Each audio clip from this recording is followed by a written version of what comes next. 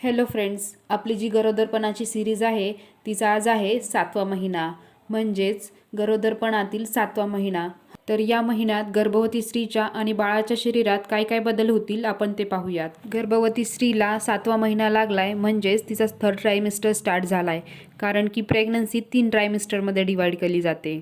First ट्रायमिस्टर म्हणजे पहिले 3 महिने, सेकंड ट्रायमिस्टर म्हणजे नंतरचे 3 महिने आणि थर्ड ट्रायमिस्टर म्हणजे शेवटचे 3 महिने. तर आता तुम्हाला थर्ड ट्रायमिस्टर स्टार्ट झाला आहे आणि 7व्या महिन्यापासून आपल्या शरीरामध्ये खूप काही बदल होत जातात. तर या व्हिडिओमध्ये आपण पाहूयात की तुमच्या बाळाच्या शरीरामध्ये प्लस तुमच्या शरीरामध्ये काय काय बदल होतील 7व्या महिन्यामध्ये.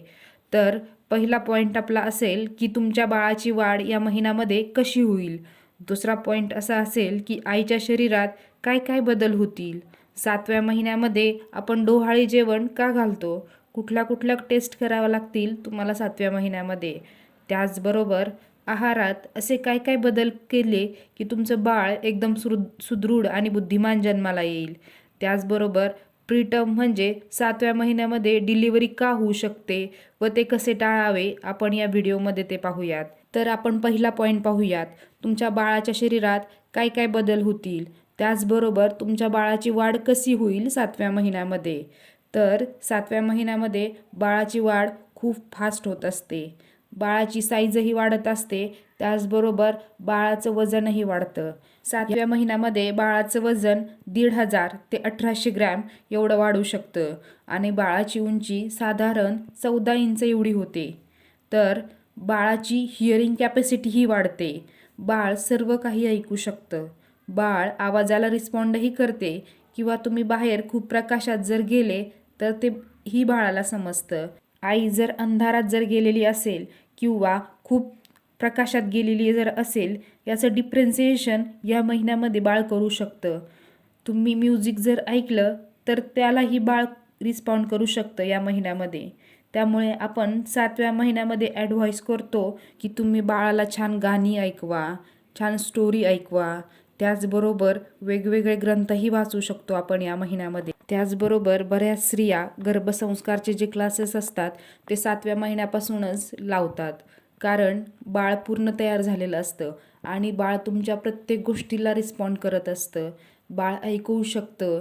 त्याचबरोबर बाहेरच्या सर्व गोष्टींना ते रिस्पॉन्डही करतं. कारण या महिन्यामध्ये जर बाळाची आई जर खूप इमोशनल किंवा जर घाबरलेली असेल तर यालाही बाळ रिस्पॉन्ड करू शकते. आपण पहिलंच म्हटल्याप्रमाणे बाळाची वाढ या महिन्यामध्ये खूप फास्ट होत असते, कारण 6व्या महिन्याच्या शेवटपर्यंत बाळाचं वजन साधारण 600 ग्रॅमपर्यंत एवढंच असतं आणि या महिन्यामध्ये बाळाचं वजन 1500 ते 1800 ग्रॅम एवढं होतं आणि हेही बाळाच्या न्यूट्रिशनवर किंवा त्याच्या आहारावर अवलंबून असतं. त्यामुळे तुम्हाला आहाराची व्यवस्थित काळजी घ्यायची आहे, एकदम संतुलित व व्यवस्थित आहार घ्यायचा आहे. म्हणजेच 7व्या, 8व्या आणि 9व्या महिन्यामध्ये जी बाळाची उंची आणि बाळाचं वजन आहे ते एकदम व्यवस्थित वाढतं. तसेच 7व्या महिन्यामध्ये बाळाचं टच सेन्सेशन स्टार्ट होतं, म्हणजे बाळाला स्पर्श किंवा संवेदना जाणवतात. त्याचप्रमाणे 6व्या महिन्यामध्ये पाहिल्याप्रमाणे बाळाचे डोळे उघडझाकही करतात. बाळाची झोपण्याची आणि उठण्याची एक फिक्स वेळ तयार होते. बाळ झोपलेलं असेल अशा वेळेला बाळाची हालचाल जाणवत नाही. बऱ्याच स्त्रिया खूप वेळ जर हालचाल जाणवली नाही तर घाबरतात, पण अशा वेळेला बाळाची झोपण्याची वेळही असू शकते. त्यामुळे तुम्ही घाबरून जाऊ नका, तुम्हाला बाळाच्या हालचालीकडे नक्कीच लक्ष द्यायचं आहे. पण जर बाळ झोपलेलं असेल त्यावेळेत तर तुम्हाला त्यावेळेला टेन्शन घेण्याची गरज नसते. याच्या व्यतिरिक्त आपण हे पाहिलेलंच होतं की बाळाची हालचाल जाणवायला सुरुवात होत असते 5व्या 6व्या महिन्यापासूनच, पण या महिन्यामध्ये बाळाची हालचाल खूप प्रॉमिनंट जाणवते. अगदी तुम्ही पोटाच्या वरतून जरी पाहिलं तरी आपल्याला काही वेळेत बाळाची हालचाल दिसते, म्हणजेच अगदी बाळ पोटात फिरतंय हेही जाणवते. त्यामुळे 7व्या महिन्यामध्ये बऱ्याच स्त्रियांना रात्री झोपण्यासही प्रॉब्लेम होतो, कारण की बाळ जर रात्री जर जागं असेल तर बाळ व्यवस्थित हालचाल करते आणि आईला त्यामुळे व्यवस्थित झोप लागत नाही. एवढी प्रॉमिनंट हालचाल या महिन्यामध्ये आईला जाणवत असते. तसेच 7व्या महिन्यामध्ये जे लॅनिगो हेअर्स असतात ते शेड आउट्स होतात. त्याचबरोबर बाळाचा त्वचेचा जो रंग आहे तो दिसण्यास तयार होतो किंवा तयार व्हायला सुरुवात होते. कारण की 7व्या महिन्यापर्यंत बाळाची त्वचा एकदम लालसर रंगाची किंवा कलरलेस असते, पण 7व्या महिन्यामध्ये त्याच्यामध्ये मेलानिनचं प्रोडक्शन तयार व्हायला सुरुवात होतं. म्हणजेच ते बाळाच्या त्वचेमध्ये एक विशिष्ट रंग तयार व्हायला सुरुवात होतो किंवा एक त्याला त्वचेला कलर यायला सुरुवात होते. म्हणजे 7व्या महिन्यामध्ये बाळाचा जो त्वचेचा रंग आहे तो ठरतो. त्याचबरोबर बाळाची त्वचा एकदम तयार होते. तर या महिन्यापर्यंत बाळाचे बाकीचे सर्व अवयव ऑलरेडी तयार झालेले असतात, फक्त त्यांची ग्रोथ होत असते. आणि त्याचबरोबर बाळाची जी मसल्स असतात म्हणजे स्नायू जे असतात त्यांचीही वाढ होत असते. त्याचबरोबर बाळाच्या हाडांची जी डेन्सिटी आहे तेही वाढत असतात आणि ते मजबूतही होत असतात गरोदरपणातील 7व्या महिन्यामध्ये. तर असे बदल होतील 7व्या महिन्यामध्ये बाळाच्या शरीरामध्ये. तर आता आपण हे पाहूयात की 7व्या महिन्यात आईच्या शरीरात काय काय बदल होतील. तर गरोदरपणात पहिल्या महिन्यापासून तर 9व्या महिन्यापर्यंत विशिष्ट बदल होत असतात गरोदर स्त्रीच्या शरीरामध्ये. तर या महिन्यामध्ये म्हणजे 7व्या महिन्यामध्ये तुमची युरिनरी फ्रिक्वेन्सी वाढते. म्हणजेच तुम्हाला सारखं लघवीला जावंसे वाटतं, कारण बाळाचं वजन या महिन्यामध्ये चांगलंच वाढलेलं असतं. कारण या महिन्यापर्यंत बाळाची भरपूर वाढ झालेली असते आणि त्यामुळे तुमच्या गर्भपिशवीची साईज वाढते आणि गर्भपिशवीची साईज वाढते त्यामुळे तुमच्या लघवीच्या पिशवीवर त्याचं प्रेशर पडतं आणि त्यामुळेच तुम्हाला खूप वेळा लघवीला जावेसे वाटते. आणि हा जो प्रॉब्लेम आहे तुम्हाला खूप वेळा लघवीला जावे लागणे, हा पूर्ण तुम्हाला 3rd ट्रायमिस्टरमध्ये म्हणजे 7व्या, 8व्या आणि 9व्या महिन्यामध्ये असतो. हा जो प्रॉब्लेम आहे लघवीला खूप वेळा जावेसे लागणे हे तुम्हाला 1st ट्रायमिस्टरमध्येही होते आणि नंतर मधला जो 2nd ट्रायमिस्टर आहे तेव्हा ते बंद होते. पण नंतर जेव्हा तुम्हाला परत 3rd ट्रायमिस्टर लागतो तेव्हा हे परत स्टार्ट होते. म्हणजेच पहिल्या 3 महिन्यांमध्ये तुम्हाला खूप वेळा लघवीला जावेसे लागते आणि नंतर दुसरे जे म्हणजे 3रा, 4था आणि 5वा ह्या 2nd ट्रायमिस्टरमध्ये बंद होते आणि जो 3rd ट्रायमिस्टर आहे म्हणजे 7वा, 8वा आणि 9वा महिना यामध्ये हा प्रॉब्लेम असतो. त्याचबरोबर 7व्या महिन्यामध्ये स्त्रियांना कंबरदुखीचा त्रास चालू होतो.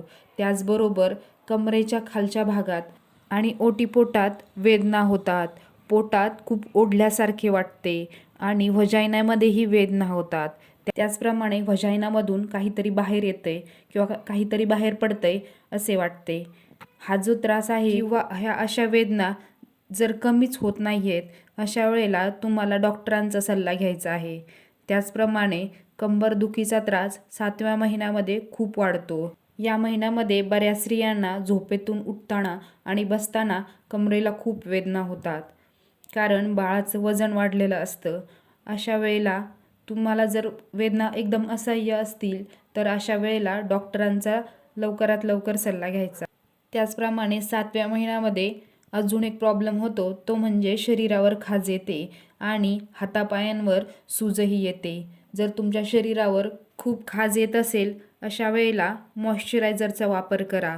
त्याचबरोबर तुम्ही ऑइलिंगही करू शकता, त्यामुळे तुमची जी खाज आहे ती कमी होते. 7व्या महिन्यामध्ये बऱ्याच स्त्रियांच्या पायांवर सूज येते.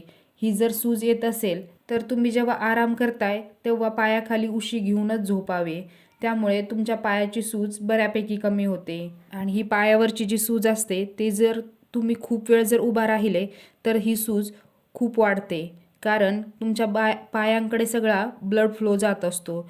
त्यामुळे अशा वेळेला तुम्ही जर पायाखाली उशी घेऊन जर आराम केला त्यावेळेला तुमचा ब्लड फ्लो व्यवस्थित होतो व पायावरची सूजही कमी होते. आणि तुम्ही जर हे नाही केलं तर तुमची पायावरची सूज अजून वाढत जाते आणि दुसऱ्या दिवशी अजून वाढते. त्यामुळे आराम करताना नेहमी पायाखाली उशी घेऊनच आराम करा, म्हणजे तुमच्या पायावरची सूज जी आहे ती कमी होण्यास मदत होते. या व्यतिरिक्त आईच्या चेहऱ्यावर वांग यायला सुरुवात होते आणि पोटावरही स्ट्रेच मार्क्स येतात. त्याचबरोबर बेंबीच्या खाली एक अशी लाईन दिसायला सुरुवात होते. 7व्या महिन्यामध्ये स्ट्रेच मार्क्स खूपच वाढतात, कारण की बाळाचे वजन बऱ्यापैकी वाढलेलं असतं आणि त्यामुळेच पिशवीची साईज वाढते आणि गर्भपिशवी स्ट्रेच होते आणि मसल्सही स्ट्रेच होतात वरच्या, त्यामुळे त्याच्यावर स्ट्रेच मार्क्स जास्त वाढतात आणि त्यावर इचिंगही येते. त्यामुळे मॉइश्चरायझरचा वापर करा, म्हणजेच इचिंग कमी होण्यास मदत होते. गर्भवती स्त्रीच्या शरीरामध्ये अजून एक बदल दिसतो, तो म्हणजे तिचं ब्रेस्ट साईज वाढते आणि त्याचबरोबर निप्पलचा जो साईडचा भाग आहे तो ब्लॅकिश किंवा काळ्या कलरचा होतो आणि हे नॉर्मल असते. आणि त्याचबरोबर निप्पलमधून कधीकधी थोडं थोडं पाणी आल्याप्रमाणेही होते, त्यामुळे घाबरून जाऊ नका. पण निप्पलमधून खूपच पाणी येतंय किंवा खूपच तुम्हाला त्रास होतोय, ब्रेस्ट पेन होत आहे, अशा वेळेला डॉक्टरांचा सल्ला घ्यावा. या व्यतिरिक्त काही गर्भवती स्त्रियांमध्ये 7व्या महिन्यामध्ये बऱ्याच स्त्रियांच्या नाकामधून व दातांमधून ब्लिडिंग होतं, कारण प्रेग्नन्सीमध्ये कॅपिलरी प्रेशर वाढल्यामुळे नाकातून व दातांमधून ब्लिडिंग होऊ शकतं. पण याचं जर खूपच जर प्रमाण असेल तर अशा वेळेला डॉक्टरांकडून त्याच्यासाठी औषधे व गोळ्या घ्यावीत. 7व्या महिन्यामध्ये तुमचं बेबी बंप खूप प्रॉमिनंट दिसायला लागतं, कारण बाळाची साईज वाढलेली असते आणि बाळ साधारण बेंबीच्या वरती 2 बोटे एवढ्यापर्यंत आलेलं असतं आणि हीच असते बाळाची नॉर्मल ग्रोथ. म्हणजेच 7व्या महिन्यामध्ये बाळाची नॉर्मल ग्रोथ झाली का नाही हे जर आपल्याला पाहायचे असेल तर आपल्याला बाळ जर बेंबीच्या 2 बोटं वरतीपर्यंत जर हाताला जाणवलं किंवा बोटांना जाणवलं तर हीच असेल बाळाची नॉर्मल ग्रोथ. आता आपण हे पाहूयात की 7व्या महिन्यामध्ये आपल्याकडे डोहाळे जेवण घालण्याची पद्धत का आहे. तर 7व्या महिन्यामध्ये बाळाची पूर्णपणे वाढ झालेली असते, बाळाचं पूर्ण शरीर तयार झालेलं असतं, सर्व अवयवही तयार झालेले असतात आणि बाळाचं जेवण म्हणजे बाळाचं खाण्याची रिक्वायरमेंटही वाढलेली असते आणि त्यामुळेच 7व्या महिन्यामध्ये डोहाळे जेवण घालतात.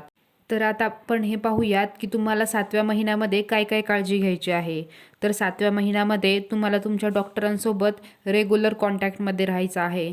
तुम्हाला जेव्हा जेव्हा डॉक्टर बोलवतील तेव्हा तुम्हाला जायचे आहे. जे जे तुम्हाला रिपोर्ट्स करायला सांगतील ते सर्व तुम्हाला करून घ्यायचे आहेत. त्याचबरोबर जर तुमची सोनोग्राफी किंवा तुमच्या ज्या ज्या राहिलेल्या ब्लड टेस्ट आहेत पेंडिंग त्या सर्व तुम्हाला करून घ्यायच्या आहेत. त्याचप्रमाणे मागच्या व्हिडिओमध्ये म्हणजे 6व्या महिन्याच्या व्हिडिओमध्ये आपण पाहिल्याप्रमाणे 7व्या महिन्यापर्यंत तुमचं HB त्याचप्रमाणे तुमची BSL ही चेक करून झाली पाहिजे आणि सोनोग्राफी ही झाली पाहिजे. याच्या व्यतिरिक्त तुम्हाला तुमच्या बाळाच्या हालचालीकडेही लक्ष द्यायचं आहे. त्याचबरोबर तुम्हाला सांगितल्याप्रमाणे तुम्हाला डाव्या कुशीवरच झोपायचं आहे, म्हणजेच तुम्हाला बाळाची हालचालही व्यवस्थित जाणवेल. त्याचबरोबर 7व्या महिन्यामध्ये जो BP फ्लक्च्युएट होतो हा प्रॉब्लेमही होणार नाही. त्याचबरोबर 7व्या महिन्यामध्ये तुम्हाला भरपूर आराम घ्यायचा आहे. ॲटलिस्ट तुम्हाला रात्री 8 तास आणि दिवसभरात 2 ते 3 तास आराम करायचा आहे. त्याचबरोबर तुम्हाला बाळाच्या हालचालीवर प्रॉपर लक्ष द्यायचं आहे. बाळ किती वेळा हालचाल करते हे मोजण्याची गरज नसते. ॲटलिस्ट दिवसभरातून तुम्हाला 2 ते 3 वेळा बाळाची हालचाल जाणवायला हवीत. बाळ पूर्ण पोटामध्ये पूर्ण फिरेल असंच नाही, तुम्हाला बाळाच्या किकिंगकडे म्हणजेच बाळ लाथ मारतंय त्याचबरोबर बाळ फिरतंय किंवा कुठेतरी हालचाल जाणवणं गरजेचं आहे. ह्या गोष्टींकडे तुम्हाला दिवसभर लक्ष ठेवायचं आहे. त्याचबरोबर 7व्या महिन्यामध्ये तुम्हाला तुमचं डिलिव्हरीचं प्लॅन करायचं आहे, म्हणजेच तुम्हाला डिलिव्हरी कुठं करून घ्यायची आहे, कुठल्या हॉस्पिटलला करायची आहे, त्याचबरोबर डिलिव्हरीसाठी आपल्याला काय काय आपल्यासोबत न्यायचे आहे, हे सर्व गोष्टींचं आपल्याला नियोजन करायचं आहे. कारण 7व्या महिन्यानंतर प्रीटर्म डिलिव्हरी ही होऊ शकते, म्हणजेच वेळेच्या आधी ही डिलिव्हरी होऊ शकते. त्यामुळे आपल्याला आधीच तयारी करायची आहे या सर्व गोष्टींची. त्याचबरोबर तुमच्या डॉक्टरांकडून तुम्हाला हे जाणून घेणे गरजेचं आहे की प्रीटर्म लेबरची लक्षणे काय काय असतात, म्हणजेच तुम्हाला कधी व्हिजिट करायचं आहे डॉक्टरांकडे. प्रीटर्म लेबर्समध्ये तुम्हाला शक्यतो पेन स्टार्ट होतात, तुम्हाला बाळाची हालचाल कमी जाणवते, तुम्हाला ब्लिडिंग स्टार्ट होतंय किंवा तुम्हाला वॉटर लिकिंगही होऊ शकतं, म्हणजेच तुमचा जो पाण्याचा फुगा आहे तोही फुटू शकतो. त्यामुळे या गोष्टींकडे तुम्हाला लक्ष ठेवायचं आहे आणि अशा एमर्जन्सीजमध्ये तुम्हाला लगेच हॉस्पिटलला जायचं आहे. याच्या व्यतिरिक्त तुम्हाला पाण्याविषयी सेम ॲडवाईस की तुम्हाला पाणी भरपूर प्यायचं आहे.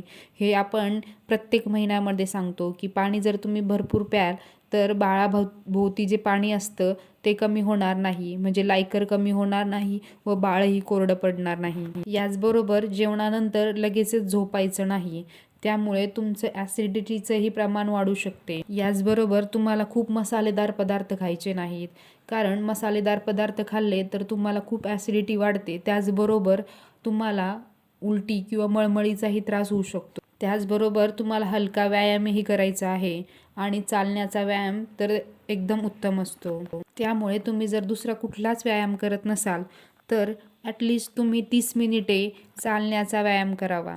कारण तुम्ही जेवढे ॲक्टिव्ह राहाल तेवढंच तुमचं बाळ एकदम स्वस्थ जन्माला येईल. आणि जर तुमची हालचाल व्यवस्थित असेल, तुम्ही एकदम ॲक्टिव्ह असाल, तर 7व्या महिन्यानंतर तुमचं जे बाळ आहे त्याचं जे डोकं आहे ते डिलिव्हरीसाठी पेल्विक कॅव्हिटीमध्ये व्यवस्थित फिक्स होतं व त्यामुळे नॉर्मल डिलिव्हरी होण्याच्याही चान्सेस वाढतात.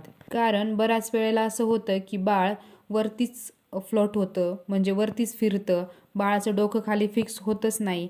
त्यामुळे आपला सिझेरियन करण्याची गरज पडते.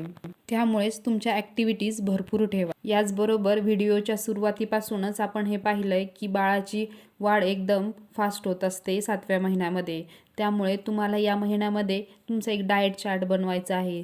तुम्हाला दर 2-2 तासाला काही ना काही खात राहायचं आहे. त्यामुळे तुमच्या बाळाचं न्यूट्रिशनही व्यवस्थित होईल.